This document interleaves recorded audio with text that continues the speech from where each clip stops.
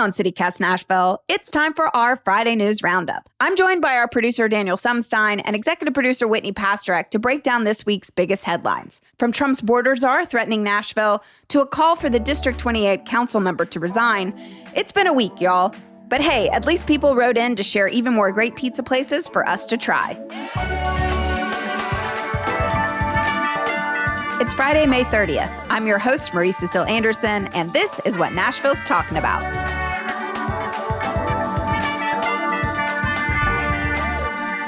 Another week, another roundup of news. But first, Daniel, Whitney, how are y'all doing? I'm good. We are moving this weekend, so life is kind of stressful, but exciting at the same time. I'm mostly damp. I'm very moist. Oh, Whitney, I don't know if we can say that. Than ever. That's true. Nashville's very wet these days. So wet. Okay, enough about us. On to the news. This past Wednesday, we produced an episode focused on the growing concerns about Nashville's Office of Homeless Services. Whitney spoke to Homelessness Planning Council Chair Kenitha Patterson and writer and community organizer Mike Lacey. If you haven't already listened to that episode, please do. We reached out to the Office of Homeless Services for comment ahead of that episode, but we didn't hear back from them until after press time.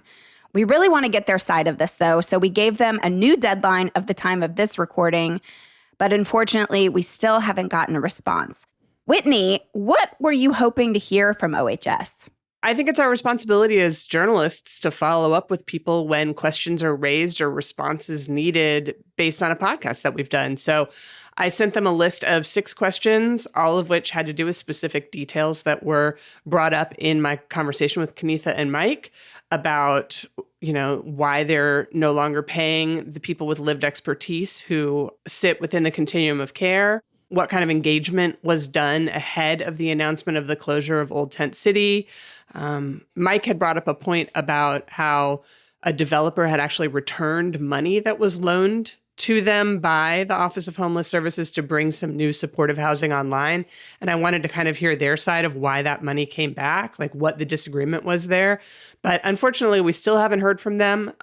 We will absolutely make sure y'all are aware of their responses if and when we ever get them. We've also invited OHS Director April Calvin to join us on the show herself if she'd like to come. So hopefully we'll hear back on all that soon, because I do think this is something important, and it would be really great to have the full picture of what's going on with our unhoused community and the people who are tasked with ensuring their support and safety. Yes, thank you for that, Whitney. Well, Nashville is also making national headlines this week after Tom Homan, the Trump administration's border czar, appeared on Fox News Wednesday night to criticize our mayor. Yeah, this was apparently in response to this closed press conference that one of our congressmen, Andy Ogles, held on Memorial Day for some bizarre reason, not to honor those who we've lost in service to this country, but to raise the volume of his demands that Mayor O'Connell be investigated for allegedly obstructing ICE during their weeks of enforcement activity in town this month.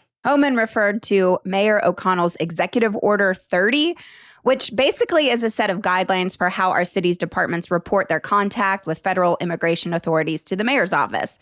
And after the sweeping ICE raids earlier this month, Mayor O'Connell amended this order, shortening the reporting window so departments must now notify the mayor's office within 1 business day instead of several. So in response to this, Homan went on Fox News and said, if he wants to push back and support sanctuary cities, that means we flood the zone. We'll flood the zone in the neighborhoods to find the bad guy. We'll flood the zone at work sites to find the bad guy, and we're going to do it, and he's not going to stop us. He also insinuated that he'd get help from agencies including the FBI, the Drug Enforcement Administration, obviously ICE, and U.S. Marshals. Fun. Yeah. Super fun. We're in the news. What I'd like to ask y'all, how serious is this rhetoric? He's clearly threatening Nashville and our mayor. Is there anything we can do about this? I mean, what's so frustrating is he's like, we'll find the bad guy out of the other 80 to 100 innocent people that you're deporting unlawfully. You're not following the law, and you're just targeting like this imaginary boogeyman. Yeah. And I think everybody in Nashville would be very happy with, oh, is there a bad guy? Is there someone who is here committing crimes and harming people? And please come get that bad guy if you know where the bad guy is and who the bad guy is. But yeah, Daniel, to your point, doing it with this dragnet approach where they're sweeping up all kinds of people without due process is really, it's frustrating. But is there anything we can do about it? There's not a whole lot. Whatever this is that they're doing fits within whatever the scope is of federal law at this point in time. And I think the best we can do is exactly what the mayor's been doing, which is making sure that everybody is aware that activity is happening. And that enables groups like the Remix Tennessee to hopefully get out in the community and give people a chance to hopefully avoid being caught up in that net. And then I would just like to remind everybody, because this keeps coming up, Nashville is not a sanctuary city. In fact, it is illegal in the state of Tennessee to be a sanctuary city. So if and when you hear your friends or neighbors saying that Nashville is a sanctuary city, please correct them, because it's actually a real thing. New York City is a sanctuary city. Nashville, Tennessee is not, because we can't be one. I'd like to mention that the New York Times did a story on Nashville this week, highlighting the work of community volunteers who followed ICE and THP, offering support to the individuals being pulled over. And I'm really glad that this is making national headlines. I had several friends who live out of state share with me that article. And I was like, yep, thank you. I'm fully aware of what's happening here. But I am grateful that they are now on it and it's making national news. I think it highlights the fact that this is not normal. Right. I think that's what people are seeing. And especially when you see the video that accompanied that article where the New York Times did a ride along with some of the folks from the Remix, showing sort of what they're doing in order to help people once they've been pulled over. Mm-hmm. I think people really start to realize that the civilian community support that's happening in this is required because there isn't a whole lot else we can do about it. Right. And I do hope that that video that they highlighted within that article, maybe other cities, it will give them ideas on how community volunteers can work in the same way.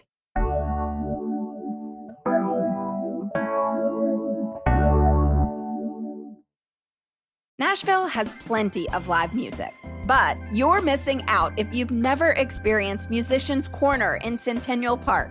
It's unlike anything else in town. First off, it's a 16-year-old multi-genre concert series that's absolutely free.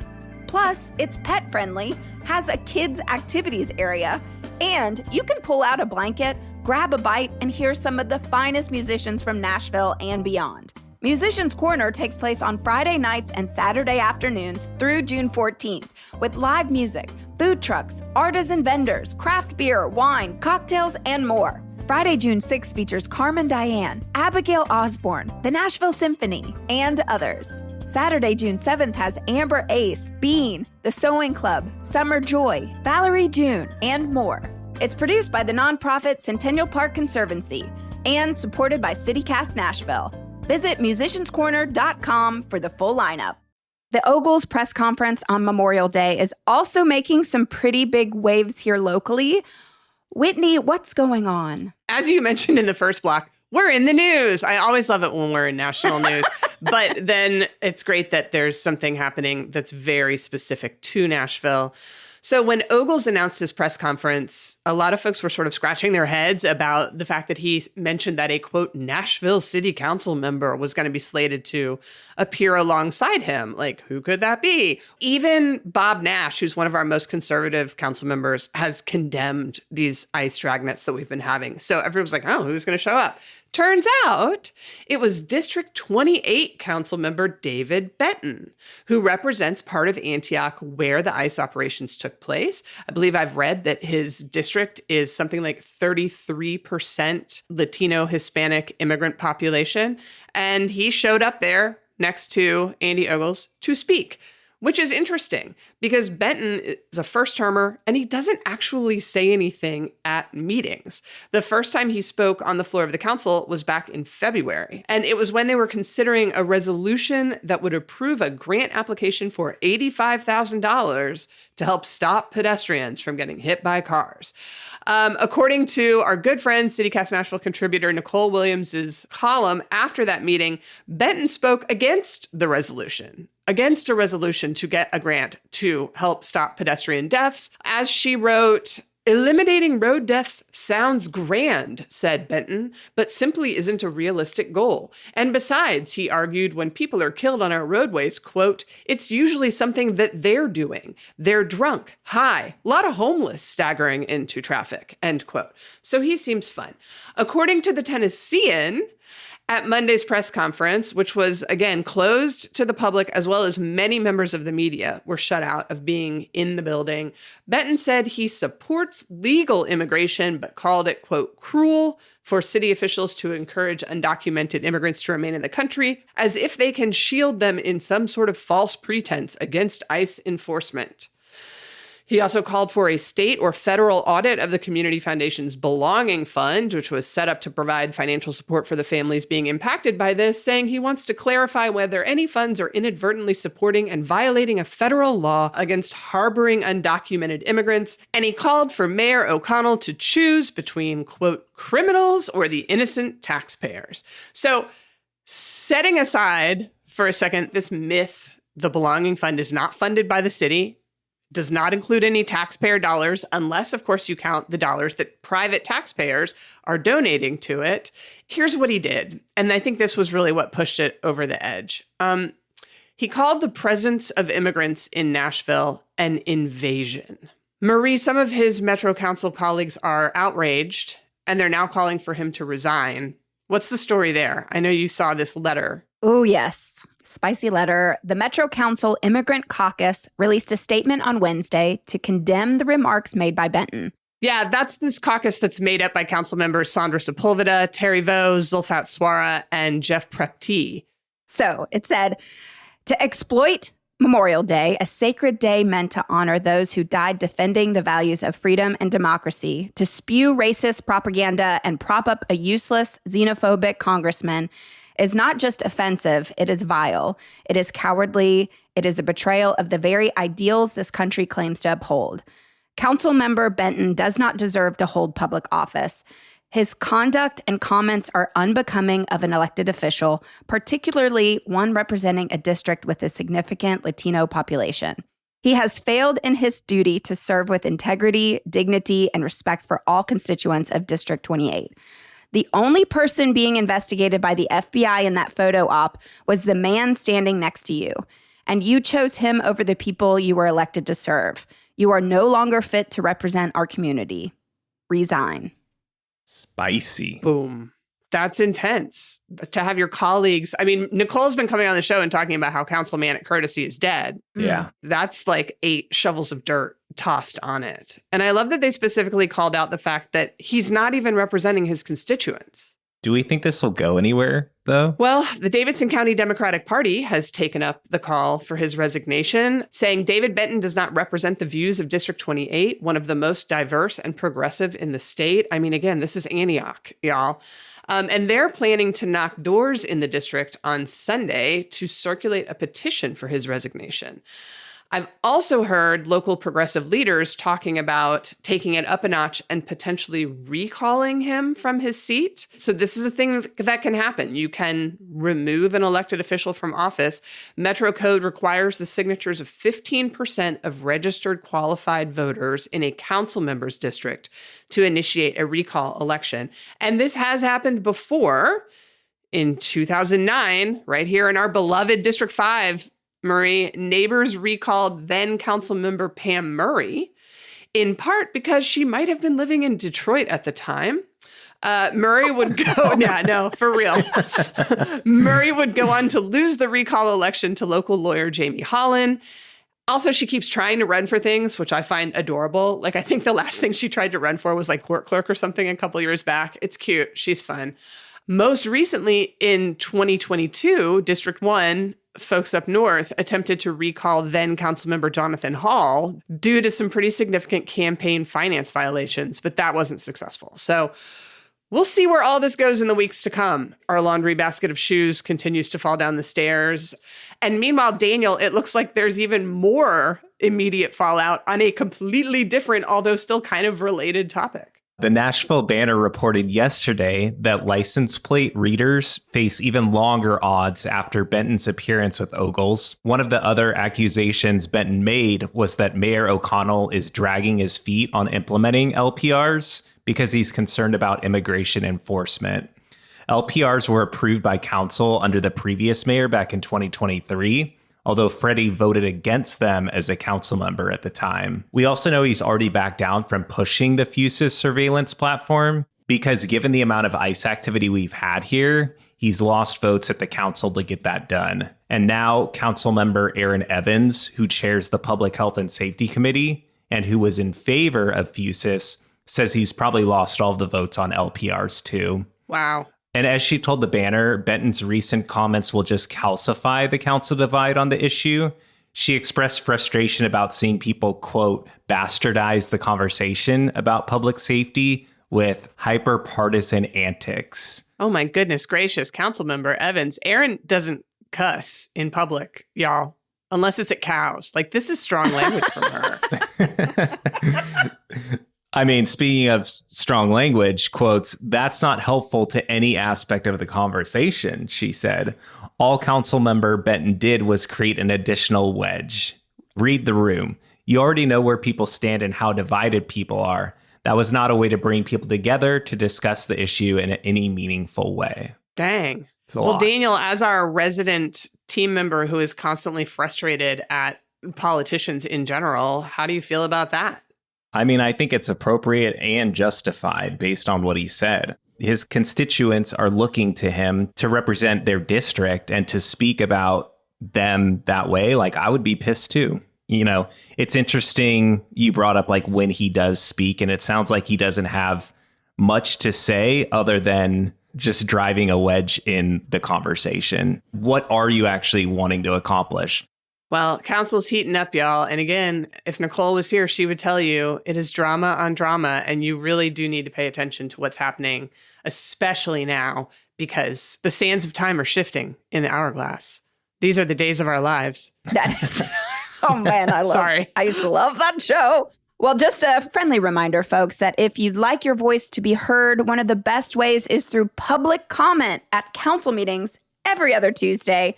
And next Tuesday is a great place to start. It's the annual public budget hearing where folks can come out and speak on what they think the city should be funding.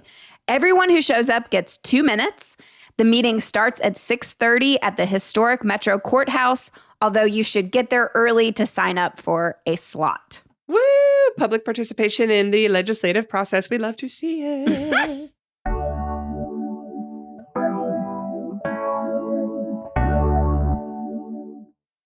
Well, it's been a full week since we dropped our Best Pizza in Nashville episode, and y'all did not hold back.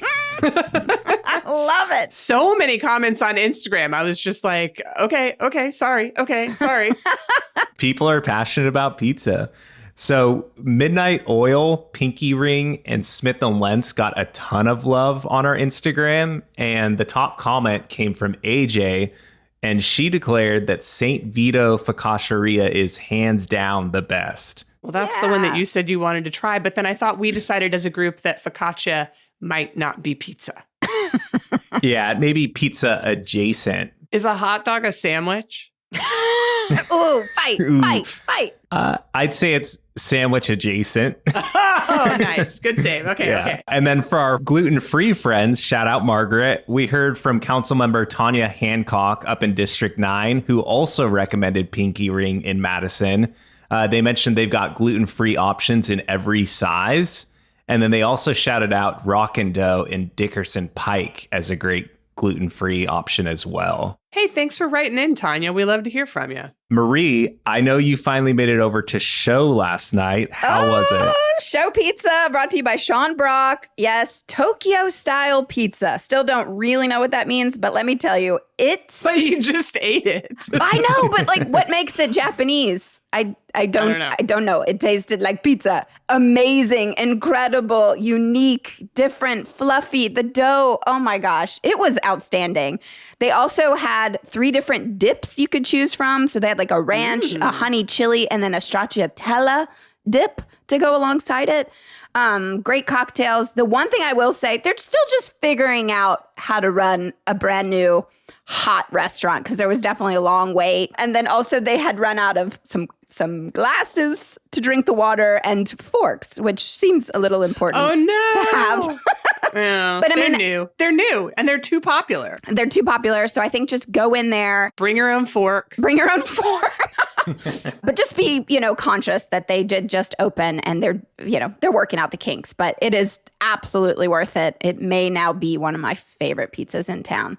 And also, I do want to just shout out Ducos. I did not mention that new restaurant on Dickerson on the pizza show. That also is one of my favorite pizzas, and I completely forgot. It's a new place. It just opened recently. Oh, yeah. The Hungry Loner told us about them, yes, right? And I went. They have a happy hour, and it's really inexpensive. But then their pizza also is gigantic. So, yes, it's like $20+ for a pizza, but it's so big. Unlike show pizza, which was almost like a personal pan pizza. Yeah. Awesome. What else is going on this weekend, Daniel? It's a very manly weekend. It is, man. We're men. We tights. are men. Tights. There's a professional rodeo happening at Bridgestone right now. Honestly, I'm hyped for this. It's like it's not up my alley at all, but I'm all in on the bit. So it's called the Music City Rodeo. General admission starts at $50, which I feel like that's not too bad. And they're going to have bull riding, barrel racing, and team roping. There's also a concert each night. Reba McEntire played last night. Jelly Roll is going to be performing tonight. And then we've got Tim McGraw on Saturday. I might pull up in full rodeo gear. You got your chaps. It's like the Cowboy Carter tour, but for men. Yeah, I'll just wear what I wore to Beyonce to the rodeo.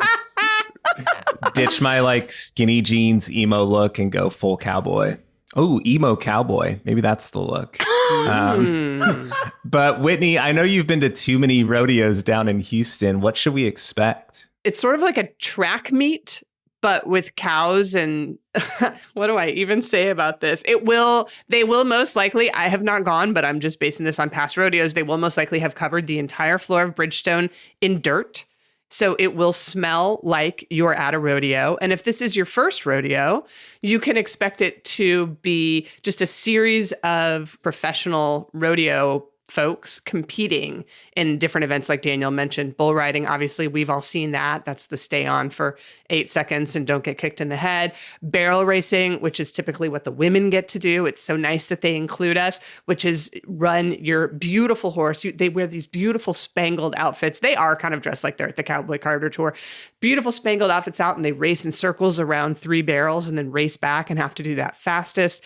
Team roping, which is typically guy on horse, flings a lasso, guy on another horse flings another lasso, and they've got to lasso a calf. There will probably be rodeo clowns there. The rodeo clowns are during the bull riding. They're there to keep the bulls from, stabbing the riders to death with their horns or stomping on their heads. All of this seems kind of flippant, but it's a serious thing. People make a crap ton of money doing this, and there are legacies and families that go through generations of folks who've been doing this. And to be completely honest, I know a lot of people really are concerned about the animals who participate in this, the various cows and horses and what have you. But the truth is, speaking as a Texan, if you've got a runaway calf, you've got to be able to lasso it and bring it down. So I don't know. That's too much about rodeos from me. What else? Well, speaking of dangerous sports, NASCAR is also in town. The Cracker Barrel 400 is this Sunday at Nashville Superspeedway. Honestly, we grew up as a NASCAR family in the 90s and actually went to a few races out in California, and they were so fun. I do think NASCAR may have peaked in the 90s with Jeff Gordon and Dale Earnhardt, but it is cool that we have our own race right outside of Nashville. That's out in Lebanon, which is pretty far away from any homes or neighborhoods, which I think is a great place for a NASCAR race, if anyone were to want my opinion on that specific topic. Daniel, who are you rooting for? I'm pulling for my guy, Chase Elliott. He drives for Hendrick Motorsports, which is also who Jeff Gordon used to race for. His dad is also Bill Elliott, who in the 90s, he drove the McDonald's car. So, yeah, I'm rooting for Chase Elliott, but Josh Berry is from Nashville. He lives out in Hendersonville. This is kind of like a hometown race for him. So I'm sure he'll have a ton of people rooting for him. Such man thing. Go fast, Ricky Bobby. Rubbin's racing. Well, Marie, what else can people do this weekend if maybe they don't have the funds or the willingness to go about one of these manly pursuits? Well, you could just sit at home and submit to You Are So Nashville If, brought to you by the Nashville Scene, because submissions are open now through June 22nd. And a couple tips from the editors. I love this. They break it down for you. So make sure your entry is specific to Nashville. Complaints about grocery store prices, construction, and national politics can happen in any city. Also, avoid You Are So Nashville If cliches. We've heard enough bachelorette jokes to fill a fleet of pedal taverns. Look back at previous winners to study a well-constructed You Are So Nashville If. Last year's winner came from Andy Gasparini, who wrote, You Are So Nashville If. You wonder which will return first, the cicadas or women's rights. The cicadas won. The cicadas returned first, yes. Yes. And the editors also emphasized, do not tag us on social media with your entries. Don't email us, call, or walk into our office with your entries. If you do, they will not count for the contest. Enter them at the submission link at nashvillescene.com. I love the idea that there are people who have wads of paper and they chase Nashville Scene staffers around the town being like, I'm brilliant. Wait, here's my submission. Well, listen, You Are So Nashville If you listen to our show, and we've seen a bunch of new folks around here lately, and we're so glad you've joined us. You can email us at nashville@citycast.fm if you have any questions about what we're doing or who we are, or have thoughts on pizza, or frankly, anything else for that matter. We'd love to hear from y'all. And I just want to mention, I'm actually headlining a comedy show tonight at Cross-Eyed Critters. Oh. Yeah, which is, I learned, also the world's first animatronic karaoke bar. So there you go. What? I'll be there tonight if you want to come see me headline. And we have an animatronic karaoke bar? Yep. Cross-Eyed Critters. Incredible. Where is it? It's in the Graduate Hotel. So that's where all the Chuck E. Cheese characters ended up? Their cousins are there. Yes. That's the big time if you really make it there. And then they their mouths move when you're singing karaoke? I guess so. I have not seen this You're before. going to have to report back. I will report back. But yeah, they have the comedy show and then karaoke, and it's all free. So come out. And it's going to be sunny tomorrow. So I hope everybody gets out and enjoys this wonderful weather and not be moist. And not... No more moist. No more moist. I'll be drenched in sweat from moving boxes. Yeah, so. Good luck, Daniel. Y'all have a great weekend. Enjoy that rodeo.